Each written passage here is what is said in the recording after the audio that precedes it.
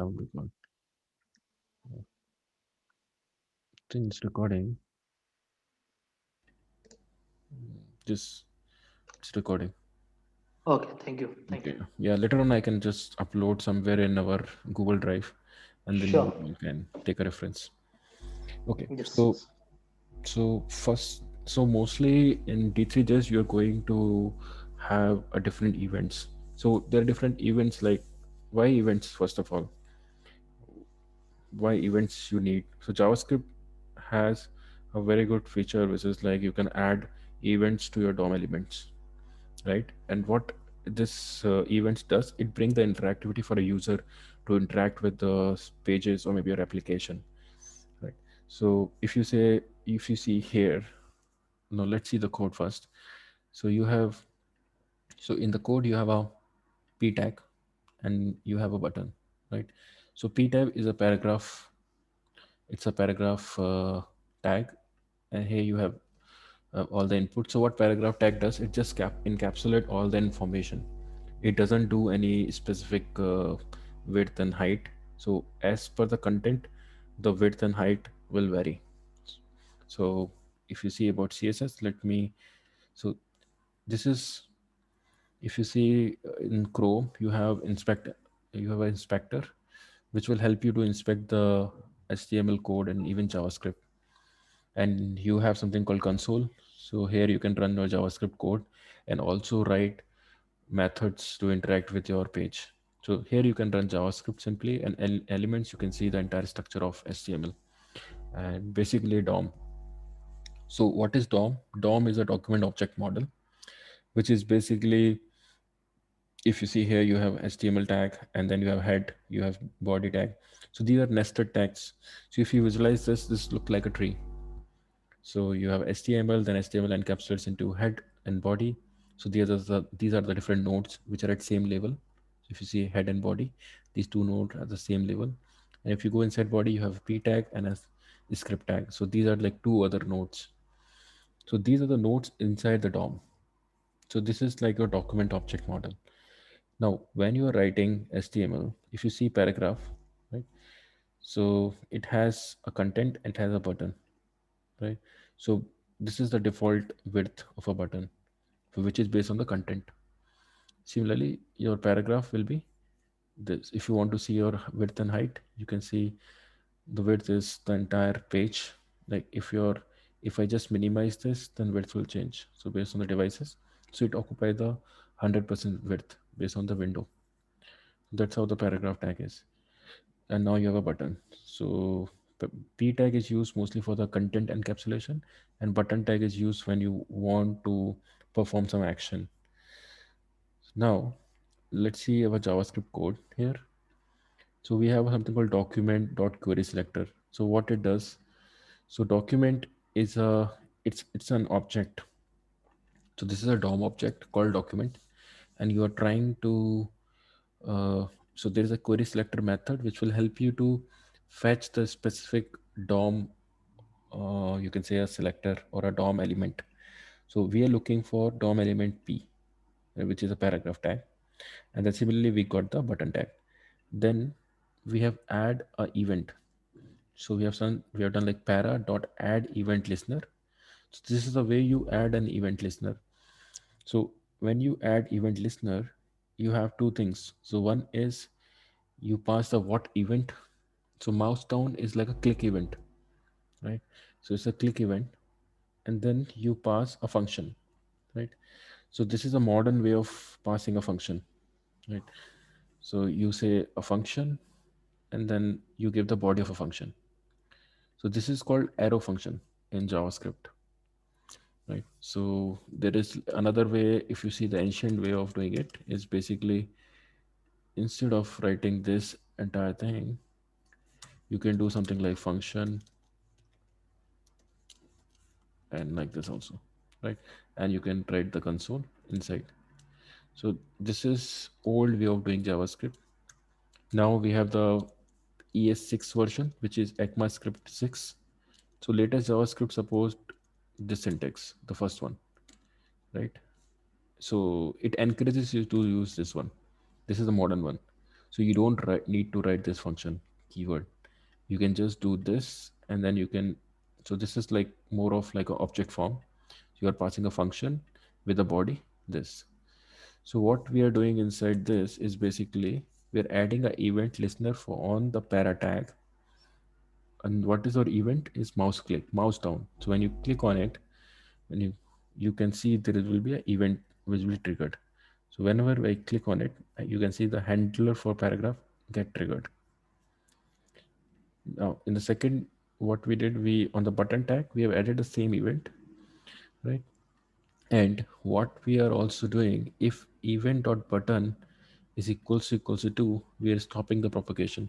So I will tell you like what it is. So let's say when we click on this button, right? Now you can see, let me clear this console. Now I click on this button. So I'm not clicking on this paragraph, but I'm clicking on this button, which is nested inside a paragraph tag. So you can see that two events get triggered. The first event for the button and the second event for the paragraph, right? So, but we don't want, so if you see an HTML tag, when I click here, the event get triggered here, and this event is propagate to the parent tag, which is P. Now, if you have a body tag, right? So if you see the parent of P is body, so that click event, right, will get to this body tag as well. So it's actually uh, propagate. So events propagate from a children to to their parents in JavaScript. But for the performance reason, we want to avoid. We want to make sure this event propagation should stop after the second event. So when it triggered on a button, it goes to the paragraph, but we want to stop it, right? So that's where we have added this. We want to stop the propagation. So this is really important in terms of performance for JavaScript.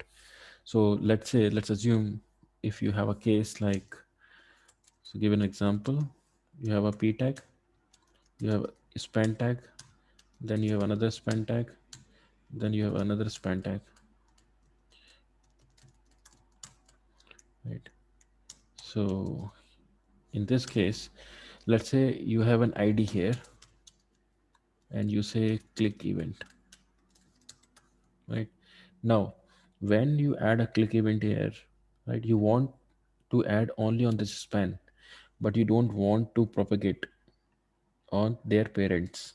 Otherwise what will happen, this event will get triggered here but it is not handled, right? But unnecessarily, like all the nodes will get that event, right, in event propagation. So that's why we use something called event stop propagation. So stop propagation will stop the event to propagate to the parents. So this is mostly for performance reason. You might find some code while like working on D3JS examples where they must have used the stop propagation when they have a nested elements in HTML. So now what is the take from this is basically how to add an event on any HTML element. So you can add with the add event listener, right? You can pass the event name. Sometimes it is click, sometimes it is drag and drop, right? Depending upon what use case you have in your like say graph in D3. So you can add any custom events. So if you say you want to add, let's say, mouse hover. So when you hover on this button, you want to display some tooltip. So that also you can add. So what you can do basically, you will take this button and add a event listener called hover. And when you hover, you can display the hidden element, which will be re- reside here. Right. So you will have some use case like this. So basically, like what I want to tell you is how to add an event listener and what is the use of event propagation. So yeah, so this is like one example. Anybody has any doubt? Raj, do you have any doubt like how to add event on a HTML element? No, no, Suraj. Okay, I'm good to perfect. go. I think for Astha and Ganesh, this will be a very basic example, right? So I think you already familiar with event propagation. No, Yes. no, sir. Yes. Yes. Okay, perfect. Let's see another example.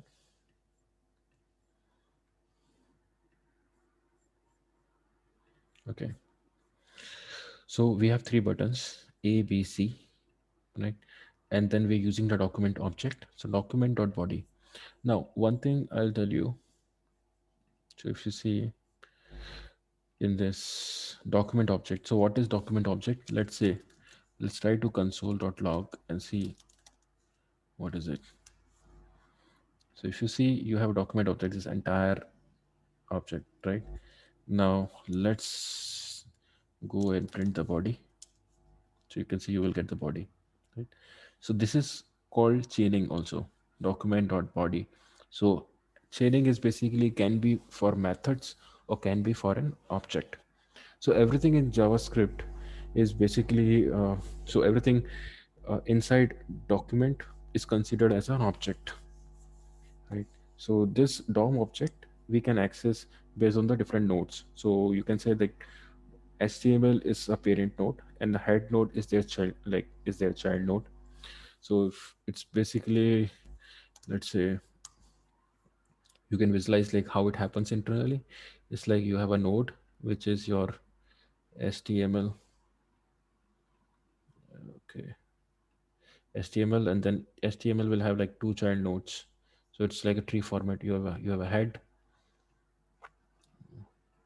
right? And similarly you have a body, and then your body will have another text. So basically this is the way DOM object look like for the JavaScript. Now if you see in this example, we have three buttons ABC. So we are now adding an event listener on click, which is on the body, right? So whenever you click anywhere inside the body, the click event will get triggered, right? And this is, now we are passing the event. So this event is an object. So event has something called target. So we are checking if the target node name is button, then we are trying to print the text content. So if we click on A button, then we will show it's like clicked A. If we show B, B. And now, and if there is anything else, if it is not button, if the node name is non-button, that then we don't do anything, right? So let's first see this example, and then we'll try to add an else and see how it works. So if you click and see, it will say clicked C, clicked B, clicked A, right? If you clicked A again, it say clicked A. Now let's see if we add else console dot log. I think we can just take this, and here we can say we are in else.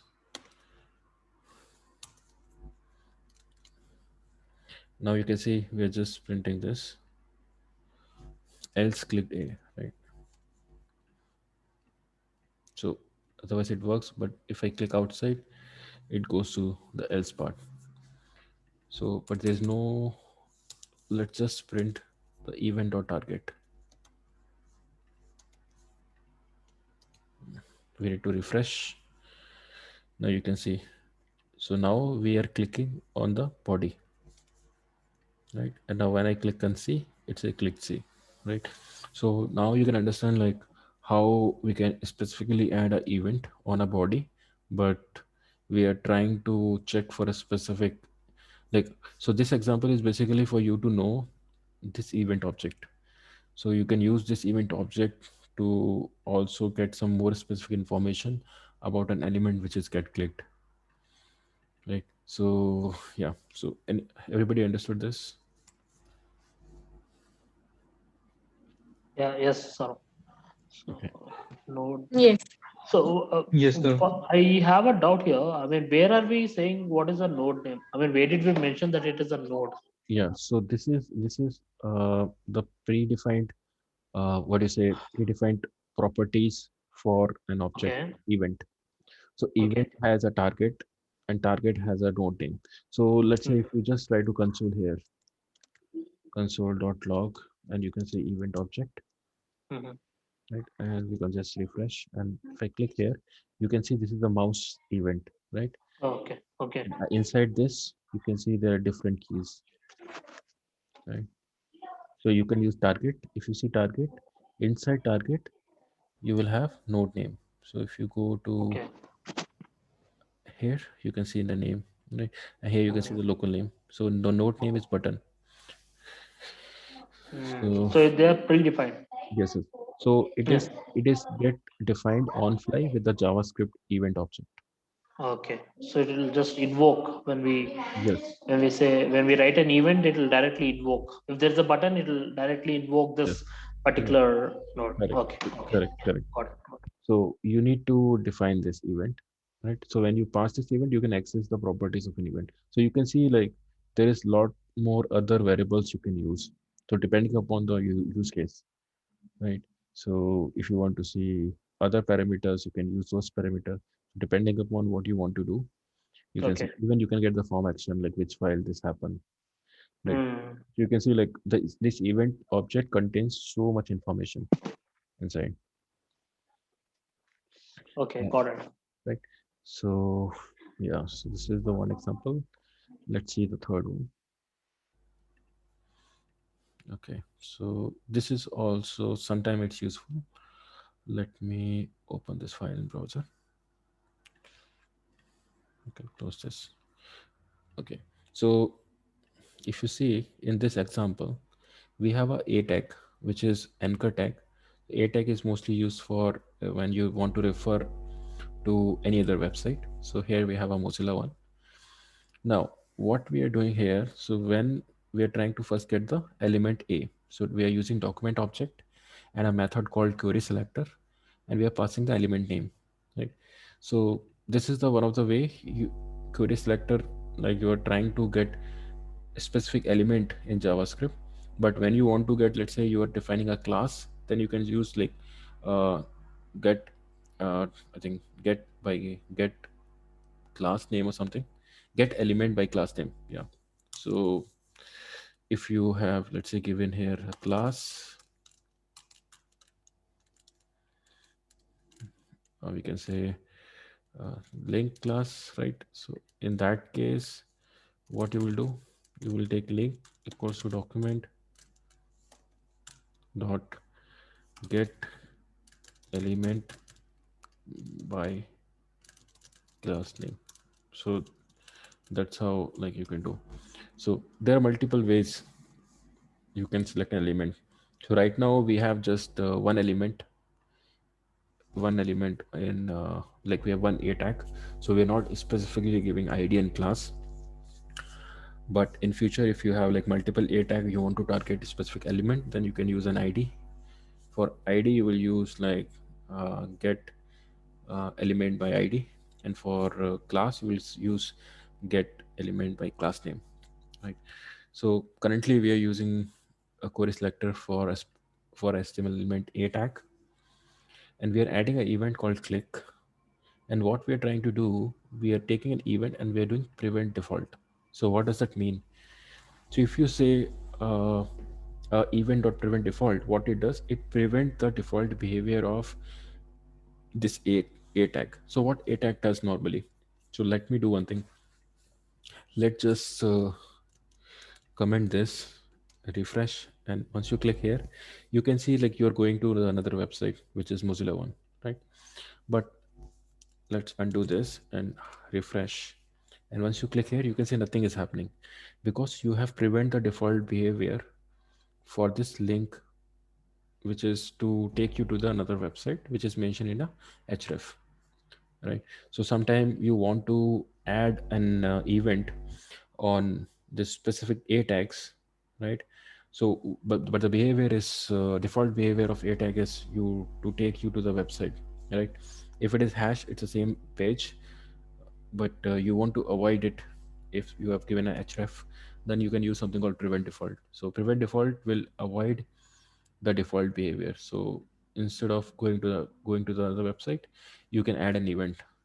So what, let's say the use case can be, I think so there is a 40-minute time limit.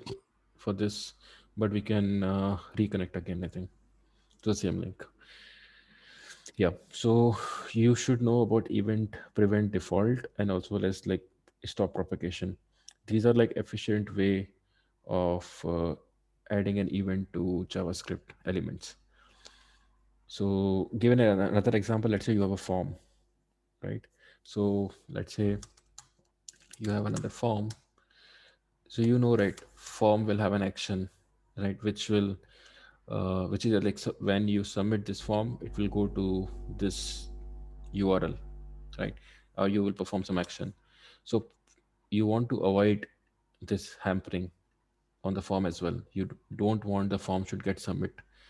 So in that case, you can also apply this one to the form as well. So you can do like when the form submit, when you have a like say input type submit here, right? So when you click on this form on the submit button, you want to avoid this form should get submitted. So you can apply event.prevent default on this form action, right? So yes, these are the like major practices that people follow, but you will not use form because in D3JS you don't need form, but you will use a tags sometime to add a preview, or depending upon the use case, maybe a click event to perform any action. So let's say something is hidden and you want to click on this and you want to show like a specific animation or specific graph. So that kind of thing you might need to do. So you should be familiar with how to prevent the default behavior of ATAX. So you might need to use this, and then you need to write your own business logic to display some other elements or display some other graphs. So this is the third example. Let's see the fourth one. So anybody have any doubt in this third example? Raj, Astha, Ganesh. No, no, Raj, no, Saurabh. Thank No, sir. We're good. Okay. Yeah. So these are like very minimal examples, but these are best practices to follow, like prevent default, event propagation, and making sure like you don't add events to like on all the elements of a DOM. So you have to stop the propagation wherever it is not required. Let's see the fourth example. So this is also very minimal example just for your practice. So maybe who are like first time like getting into this events and all. So what we are doing here in this, we have a p tag and we are adding an event listener on a window. So there is a window object inside for any HTML, or you can say it's a browser window object. So this window, so if you just console, let's see console dot, so every tab, not the not a browser but it's like a tab, so every tab will have a window object. So if you just console this window object, you can see there are different properties associated with this.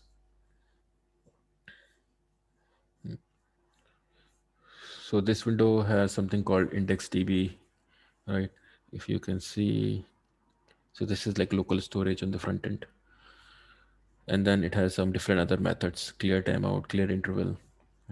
So now what we are trying to do here, we are adding an event on a window. We are adding an event key down and key up. So what is key down? Key down is like press. So when I press on this page, like when I press, right? So not pressing in a sense like pressing any key. So if I have a keyboard, if I press like any other key, let's say I press Y, nothing happened. But if I press V, the color changes. When I release this key, the color again get back to the previous one. So if you see here, we have a key down event, which is basically uh, like when you press any of the key in your keyboard, but we only change the background when the key is event.key. So you can see now how helpful this event object is, because now we are going to check a specific which key we have pressed. So if we have pressed V, then we change the background. And when we release it, and when we are releasing the key V, we restore the background, right? So let's say if I make it as black now, if I press V and leave it, let me refresh this v and leave it, it becomes black. V blank, right? So you can see now I'm pressing another key, nothing is happening.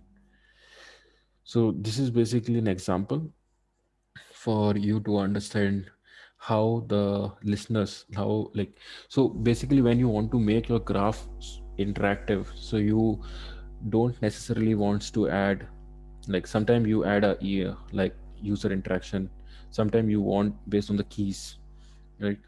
So when you have so many visualization and a complex graph, sometimes it's good to prefer to add some keystroke shortcuts to visualize your graphs. So maybe that in that way it is very helpful to use the event.key. Yeah, event, so event object and a key attribute which can help you to add a custom event based on the keyboard keys. Yeah. So does anybody have doubt in this, Raj? No, Yeah. it's really simple and we're good Yeah. to go. Yeah, so I'll, because I think for Asta and Ganesh it will be really, it's like a cakewalk. So I don't think like they will have a doubt, but I'll make sure like you are familiar with this. Okay, next is also Thanks, Saurabh. perfect. So next is also very minimal toy example. So sometime you want to add an event to a, let's say, on a multiple combination, right? So if you just see here, so we have added a event on control and space. So when I press control and space, you can say it's saying continue, right? So this is basically a key combination. So you need to know events in order to build complex dashboard. So most of the people use very minimal one, just when you open the page, or maybe you click on specific elements. But let's say sometime you wants to add uh, more detailed, like you have so many elements, and and it is specifically built for customer support. Like I'm giving you an example. So customer support don't, they are very good in terms of moving fingers on the keyboards, considering on click, right? So in that case you might prefer to build some shortcuts on the graph to give them overview. So similarly you can think about the use case in your financial uh, like financial area. Like if you're building graph, like you should know like what stakeholders are going to use and how they prefer to use the interactivity with your, with the system. If it is more of like keyboard specific, then you might can add this as well. And maybe sometime it is very helpful for a developer. Let's say you are building a graph and you are getting a data from the backend, and you want to print the data like for your debugging purpose. So you can add a, instead of like every time checking in console log or yeah, in console logs, what you can do is you can build a logic where you can press, let's say, control D, which is a deep, which is for debugging, and you can just open a model in your UI and display all the JSON data which you are getting from backend. So that can be helpful for debugging. So maybe it's kind of like a developer mode for your graphs, which will be like hidden from outside world. But when you're building a complex graph, it might can help you. So instead of every time checking to console or looking to the code base, you will get to know. Uh, so we will do this like when we build the graph. I will tell you like what kind of practices you can follow. So the basic example which you have sent me, those are very minimal one, but we will see the more complex graphs. So in that way, you can have a structured approach, and maybe you can structure your code base in such a way that when you develop, you will have a specific development environment. So for you, it will be very easy to debug any specific issue or maybe the workflow for your graph. Okay, so I think this is fine. Okay, let's see some more example. There are two more examples for events. Okay, so in this example, if you see we have a body, inside body. So I will cover the CSS as well. So we have given a background color as beige, and height we have given as 200 pixel. And there is something called dot. What is dot? Dot is a div element. We have given a height and width.